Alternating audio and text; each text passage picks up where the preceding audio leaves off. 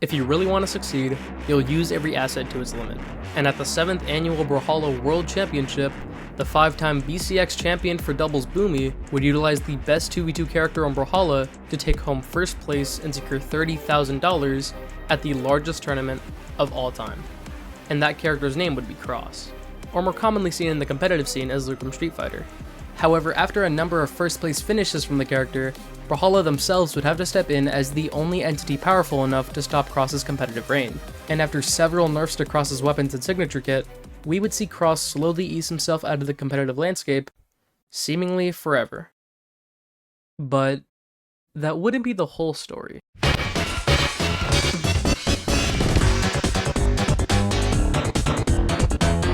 Before I can talk about what made Cross so dominant, what I first need to go over is the drastic differences between the 1s and 2s meta. Because as you could probably tell, adding in 2 extra players to a match does end up changing the game quite a bit. Because in 1v1s, the only thing you have to worry about is yourself and the opponent. It's the reason string heavy weapons have been fan favorites in the 1v1 scene, giving you tons of creativity on comboing your opponent.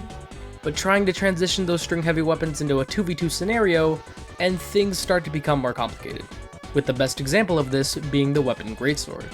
I plan to make an entire video dedicated to Greatsword in the future, but to get my current point across, Greatsword is considered by many to be the worst 2v2 weapon in the entire game, despite it having multiple 1v1 world champion titles under its belt. And that's mainly due to Greatsword's unique design philosophy, because Greatsword chooses to play its game very close to its center, focusing on quick stun time attacks that set up into its more devastating combo finishers. In the 1v1 space, Greatsword is insanely good at locking down your opponent, allowing for 7 to 8 hit strings off of a single dodge read. But transferring that over to 2v2s, and you can see where the problems begin, because now you have another opponent on your radar ready to interrupt and punish any of your combo attempts. And because of Greatsword's unique combo mechanics, it can be extremely difficult to pass an opponent to your teammate for a team combo. Okay, well, where does Cross fall in all this? Well, it turns out that Cross would be given some of the best setup weapons in the entire game, with his weapons, gauntlets, and blasters both having lengthy active hitboxes on their attacks, making it incredibly easy for a teammate to follow up off of Cross's leads. Pair that with undodgeable combos that send opponents in the perfect direction to be team comboed, and Cross could practically team combo opponents on the fly in a 2v2 interaction. But this was only a single piece of the puzzle in figuring out why Cross was on top, because the second reason lied just beyond his light attacks. I think Bryn is having a bad day, perhaps. A bad game, rather. Why did he let me hit that? To call Cross's signature strong during the time of his dominance would be an understatement. In fact, he's one of the only characters on the roster to hold the title for strongest move in the game at the time, with his gauntlets and sig having the highest force dump in Brawlhalla, with the rest of his signatures not too far behind. Cross easily had some of the best killing moves in the game, and while most other heavy-hitting signatures took a painstakingly long time to come out, making them easy targets for an opponent to punish, Cross's 4 most reliable signatures came out way faster than most other attacks of their caliber, making them some of the best options in the game for finishing off team combos, all while Cross also had high enough defense to withstand and live most other heavy blows. Now mix everything I just said into a single character, and by 2022, a lot of people began realizing just how strong Cross was as a competitive character. He had high strength, high defense, good setup tools, and a phenomenally powerful signature kit, with experience in Made making it to grand finals at the in-person mid-season championship using Cross. And while Made wouldn't use Cross to win the tournament, it was just enough to show the competitive scene how much potential Cross had.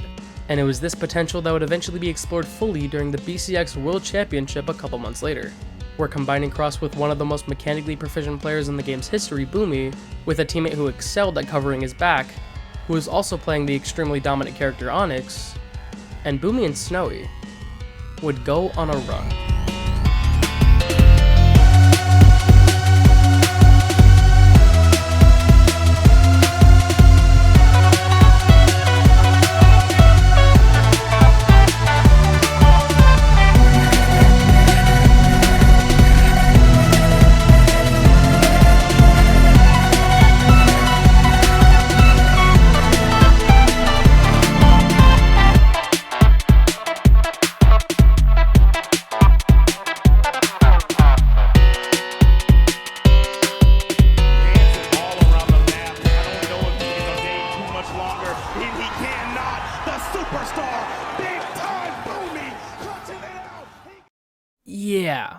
Boomy and Snowy would win BCX 2022 without dropping a single set, winning a staggering $30,000 each and some very shiny trophies.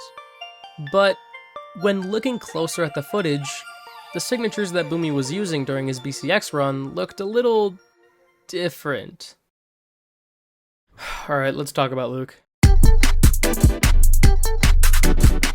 Crossovers are a touchy subject when talking about competitive play, as players need a clear indicator for when a move starts and when it ends. But in most cases, crossover animations aren't that egregious compared to their regular counterparts. They might have slight variations in how they're animated, but most crossovers fall in line with the characters they're placed onto. Luke is not one of these crossovers. So because Luke can't have a giant hulking demon appearing out of his back like Cross does, when making the crossover, BMG had to find a way to make Luke work with the original kit. And while they honestly did a pretty good job for most of these moves, I mean, come on, I'm not gonna overlook this. Cross's side sig has a way bigger indicator of when it comes out compared to Luke's. And in a 2v2 match where you can barely tell what's going on, you need that massive indicator to know when your opponent is throwing out a move. So Luke wasn't just being used because the competitive scene thought he looked cool, it was because Luke genuinely gave a competitive advantage that Cross didn't have. And with Luke already having gone the distance in 2 in-person tournaments, what's stopping people from playing the broken crossover? Listen, I'm not saying that Luke is a pay-to-win skin. But what I am saying is, would you not spend $15 to win $30,000? I'm just saying! In fact, after the events of BCX, Cross wasn't just seen as a viable tournament legend, but likely the best legend in the game for 2v2s. And with esports year 8 just around the corner, it seemed like now more than ever, Cross was unstoppable.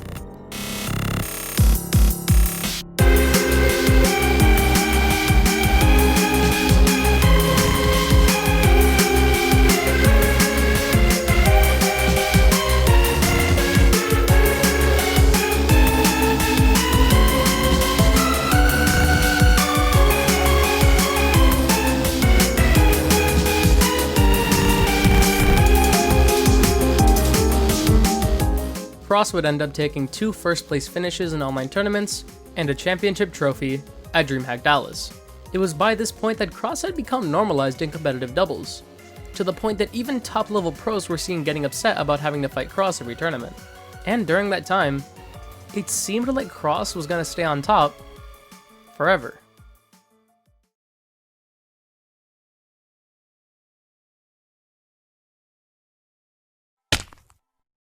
Oh. Well, that's not so bad.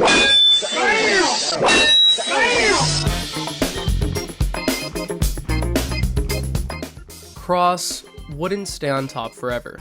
After the events of DreamHack Dallas, it had become increasingly obvious to the balance team how much of a threat Cross was. And in the months later, Cross and his weapons can be seen getting nerfed, and nerfed, and nerfed again, and nerfed again, with all of his signature nerfs being related to his force.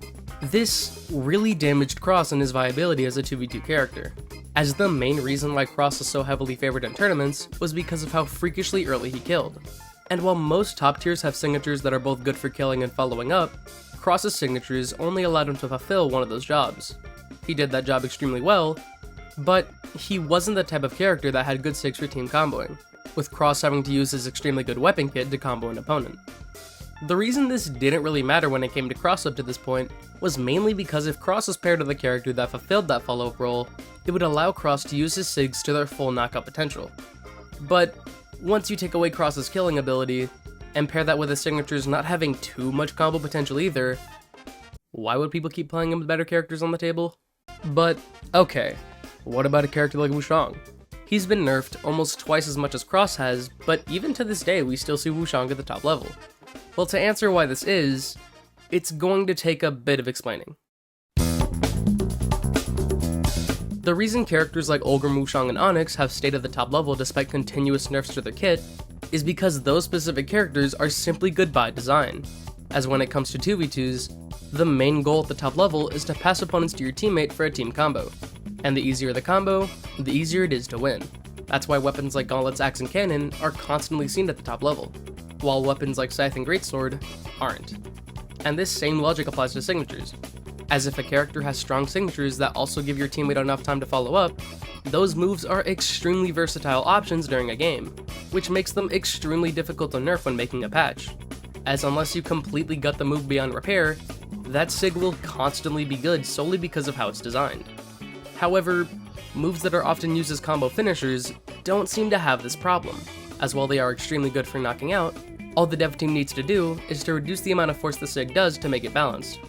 And with Cross's use being heavily favored as a heavy-hitting killing machine, once you take that away, there isn't much for Cross to offer as a character that other characters don't do better. And with Cross's force being nerfed to a concernable degree, the main reason people played Cross was gone. And during PCX 2023, Cross would not appear in Grand Finals. Neither would he in Top 4. In fact, Cross wouldn't appear in any stream tournament for that year's BCX. Not only securing Cross as an unviable character for that tournament, but every single one after that. He would not appear at mid-seasons, he wouldn't appear at BCX 2024, he wouldn't appear at Max Mode, and he wouldn't appear at the 2025 Mid-Season Championship, confirming Cross as viably dead.